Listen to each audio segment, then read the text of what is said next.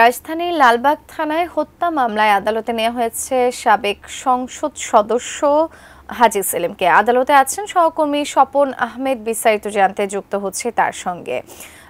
স্বপন, আমাকে নিশ্চয়ই শুনতে পাচ্ছেন।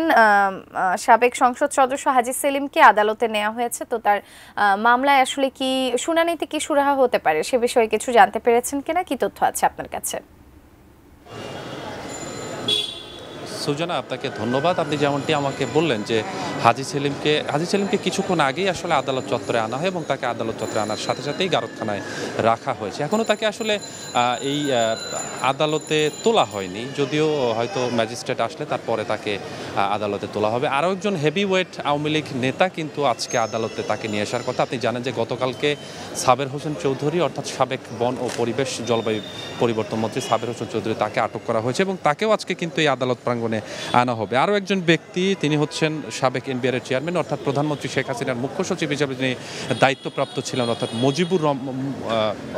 মুজিবুল হক, তাকেও কিন্তু আজকে আদালত চত্বরে আনা হবে, এমনটা আমরা নিশ্চিত হতে পেরেছি। তবে এই মুহূর্তে আসলে শুধুমাত্র হাজী সেলিম যিনি রয়েছেন সাবেক এমপি, তাকেই কিন্তু আদালতে আনা হয়েছে। অন্যান্য যে হেভিওয়েট অর্থাৎ সাবের হোসেন চৌধুরী বা আরও যারা আটক হয়েছে তাদেরকে কিন্তু এখনো আনা হয়নি। শিয়া বাটার ও ভিটামিন ই সমৃদ্ধ lily glam beauty soap. Lily, always beautiful.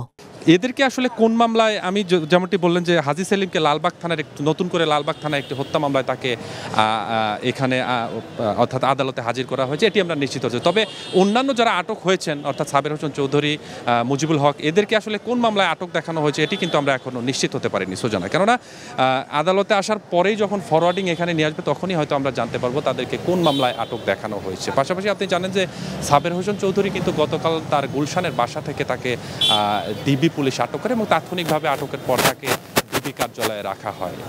কিছুক্ষণ আমরা সকাল থেকে যে তথ্যটি জেনেছিলাম যে হয়তো সকালবেলায় তাকে নিয়ে আসতে পারে, কিন্তু এখনও তাকে আনা হয়নি। তাদেরকে আনার পরে কী অবস্থায় কোন মামলায় তাকে আটক দেখানো হবে, তাদের রিমান্ড চাইবে কিনা বা রিমান্ড কতদিন মঞ্জুর করবে আদালত, এই বিষয়টি আমি পরে আরও ভালোভাবে আপনাকে জানাতে পারবো। সুজানা, এই ছিল আমার কাছে সকালে সিএমএম আদালত থেকে সর্বশেষ।